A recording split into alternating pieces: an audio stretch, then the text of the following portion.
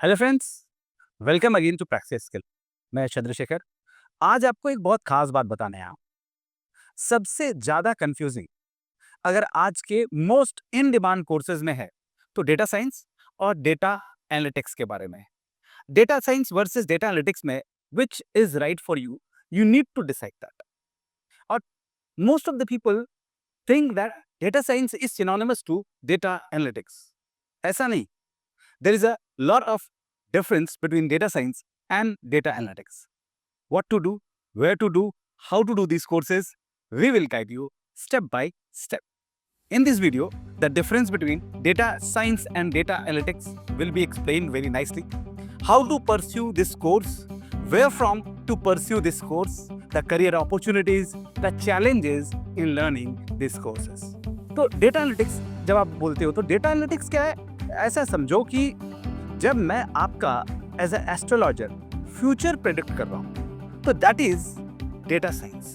और जब मैं आपका इनफैक्ट पास्ट बताने की कोशिश कर रहा हूं as an astrologer with lot of calculations, that is data analytics. तो सबसे बड़ा डिफरेंस जो आया कि डेटा साइंस फ्यूचर प्रेडिक्शन करता है और डेटा एनालिटिक्स पास्ट डेटा पर आधारित कुछ प्रेडिक्शंस तो क्या कहें, एनालिसिस करता है। राइट, वो एक इंसाइट देता है, एक डीप डाइव देता है आपको उसमें। जो डेटा साइंस है that uses AI, machine learning, big data, इन सब का कोआगुलेशन करके उनको कंप्यूट करके प्रेडिक्ट करता है, throwing the data to predict the future. Where is data analytics is kind of analysing the trend, patterns, क्या हुआ, कैसे हो सकता था और क्या हुआ, ये सारी चीजें। जैसे कितना सेल हुआ, सेल में कितने यूथ ने क्या खरीदा, ये जो हम लोग एनालाइज करते हैं ये डेटा एनालिटिक्स है। इसके आधार पर फिर उसको जब फर्दर एक्स्ट्रापोलेट किया जाता है उसको डेटा साइंस कहते हैं। अब यहाँ पर दोनों एक दूसरे के कॉम्प्लीमेंट्री हो सकते हैं कि पास्ट डेटा के एनालिसिस से हम प्रेडिक्ट करते हैं फ्यूचर डेटा को। तो जब पास्ट डेटा का एनालिसिस कर रहे होते हैं तो डेटा एनालिटिक्स, और जब उसी को प्रेडिक्ट करने के लिए हम फ्यूचर में आगे डेटा को बढ़ाते हैं that is data science. In short, अगर आपको बहुत कोडिंग, एआई, ऑटोमेशन इन सब में इंटरेस्ट है, गो फॉर डेटा साइंस। अगर आपको business insights, reports, datas, bringing out the insights in the business, वो अगर है तो आप डेटा एनालिटिक्स के लिए जाएं। अगर वैसे डिफरेंस देखा जाए, अगर गोल्स के आधार पर डिफरेंस देखे जाए तो जैसा मैंने बताया कि ये फ्यूचर प्रेडिक्ट करता है डेटा साइंस, और डेटा एनालिटिक्स जो है वो आपको पास्ट डेटा बताता है, उसका इंसाइट देता है। टूल्स के आधार पर देखा जाए तो डेटा साइंस में कौन कौन से टूल्स यूज होते हैं? पाइथन सबसे मेजर टूल यूज होता है, और पाइथन, आर, एआई और मशीन लर्निंग। एआई का यूज करते हैं, मशीन लर्निंग का यूज करते हैं, आर का यूज करते हैं और पाइथन का यूज करते हैं। वेयर एज डेटा एनालिटिक्स में हम क्या करते हैं? एसक्यूएल, एक्सेल सीट, टेबल्स, बहुत सारे ग्राफ्स, चार्ट्स, बार्स, इन सब का इस्तेमाल करते हैं। राइट, डेटा साइंस कहाँ यूज होता है? जब हम हेल्थ केयर की बात करते हैं कि किसी के सेल्स में ये प्रॉब्लम रही है, किसी के जीन्स में ये प्रॉब्लम नहीं है, फ्यूचर में इसको क्या डिजीज हो सकती है, वो अगर हम प्रोबेबिलिटी या प्रेडिक्शन करने जा रहे हैं, हमें डेटा साइंस की जरूरत पड़ती है। अगर इसी तरह से मशीन्स आपस में बातें करने लगी और करते करते एक समय आया तो ये कहां तक जा सकता है, ये इंफॉर्मेशन का जो एज है वो हम लोग को कहां तक ले जा सकता है, ये प्रेडिक्शन करने जा रहे हैं data science.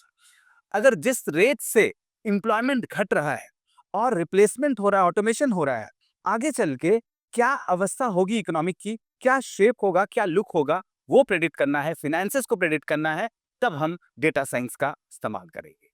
Where is data analytics की जहां हम बात करते हैं वहां पर इनफैक्ट किसी भी कंपनी के present marketing, sales, business reports को तैयार करके बिजनेस बढ़ाने, बिजनेस एक्सपैंड करने, इन सब में काम आता है डेटा एनालिटिक्स। हमें सिर्फ बिजनेसेस में नहीं, जैसे कितने ऐसे लोग हैं जो कॉटन के कपड़े पहनना पसंद करते हैं, कितने ऐसे लोग हैं जो इनफैक्ट पढ़ाई में मैथ्स या इंग्लिश में वीक हैं या स्ट्रांग हैं या उसमें इंटरेस्ट है या डिसइंटरेस्ट है, कितने ऐसे लोग हैं जो स्क्रीन टाइम 2 घंटे से कम रखते हैं। तो these all datas can be analysed with the help of data analytics.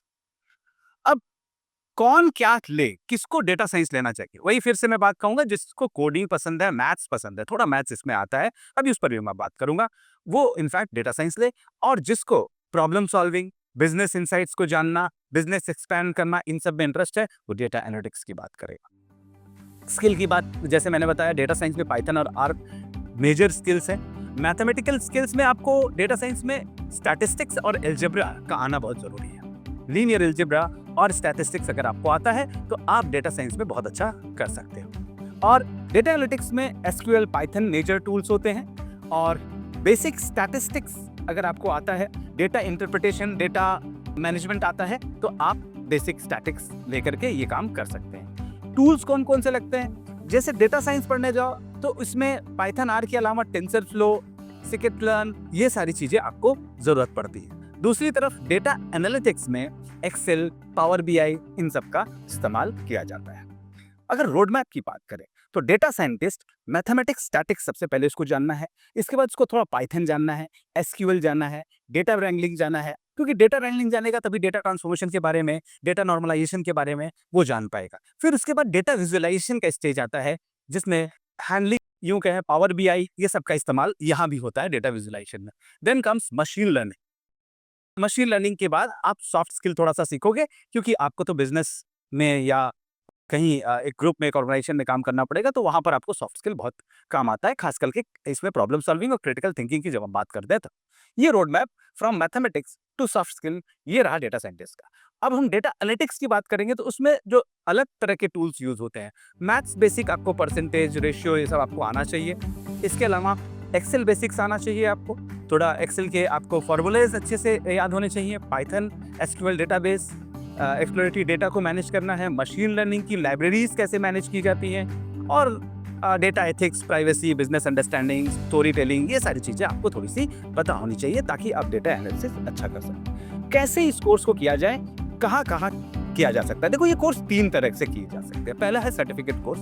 Certificate course in fact short term course भी हो सकते हैं, लॉन्ग टर्म कोर्स भी हो सकते हैं। ये बिगिनर्स के लिए भी हो सकता है और एग्जीक्यूटिव के लिए भी हो सकता है। दूसरा है डिप्लोमा कोर्सेज, जो कि 6 to 12 मंथ के होते हैं जनरली, ये जॉब रेडीनेस के लिए होते हैं। तीसरा डिग्री प्रोग्राम्स होते हैं, जो कि 3 से 4 साल का होता है, जिसमें डीप लर्निंग आप करते हो किसी भी सब्जेक्ट के बारे में।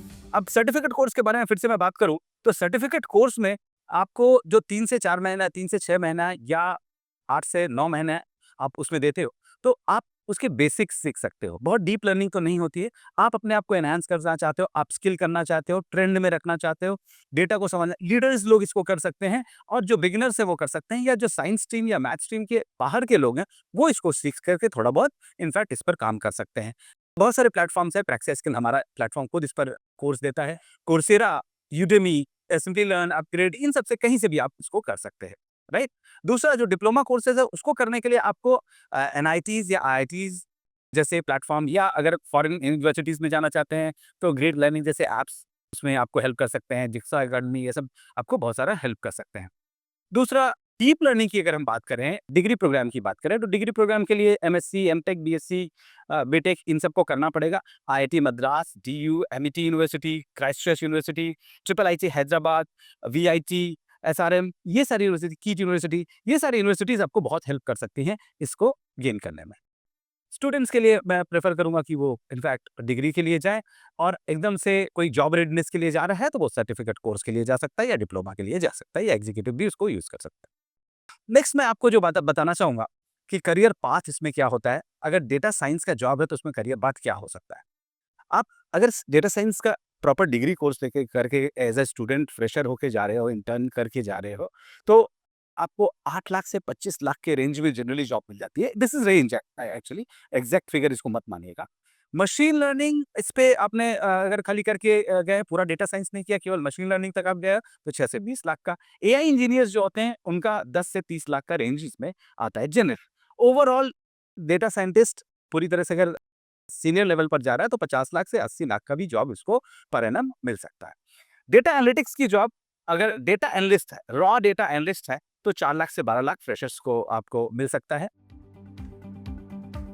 बिजनेस एनालिटिस्ट अगर आप हो चुके हो, थोड़ा सा बचे हुए खिलाड़ी हो चुके हो, तो 5 लाख से 15 लाख।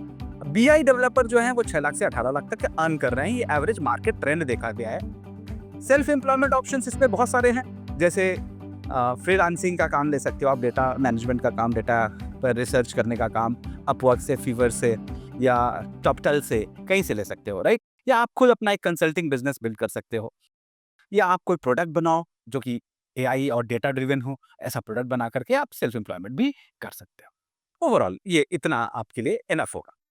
चैलेंजेस क्या-क्या आ सकते हैं? चैलेंजेस देखो, डेटा साइंस करने में जो सबसे बड़ा चैलेंज आता है कि आपको कोडिंग का थोड़ा बहुत बेसिक नॉलेज होना चाहिए, पहली बात। दूसरा, मैथ्स का अच्छा नॉलेज होना चाहिए, तभी आपको डेटा साइंस में जाना चाहिए। अगर आपको मैथ्स का उतना अच्छा नॉलेज नहीं है, बेसिक नॉलेज है, स्टैट्स का नॉलेज है, इंटरेस्ट, परसेंटेज या को कहा जाए रेशियो, प्रोपोर्शन, ये सब चैप्टर्स आपको ठीक-ठाक से आते हैं, तो आप एसक्यूएल का थोड़ा-सा नॉलेज रख करके अगर आपको बिज़नेस में बहुत इंटरेस्ट रहता है, डेटा के साथ खेलना बहुत आता है, तो डेटा एनालिटिक्स में चाहिए, राइट? और देखो, कुछ भी करना शुरू करोगे वो सब कुछ नया होता है, एक बार करते रहने से, प्रैक्टिस करते रहने से आप एस हो जाओगे, और जब एस हो जाओगे किसी भी फील्ड में तो आपकी कीमत बढ़ जाएगी। This was the difference, basic difference and the roadmap for the data analytics and data science. Hopefully काफ़ी कुछ मैं क्लियर कर पाया हूँ। अगर आपको और भी इंफॉर्मेशन चाहिए, go to the Praxis Skill website and search for more information regarding these things. Thank you.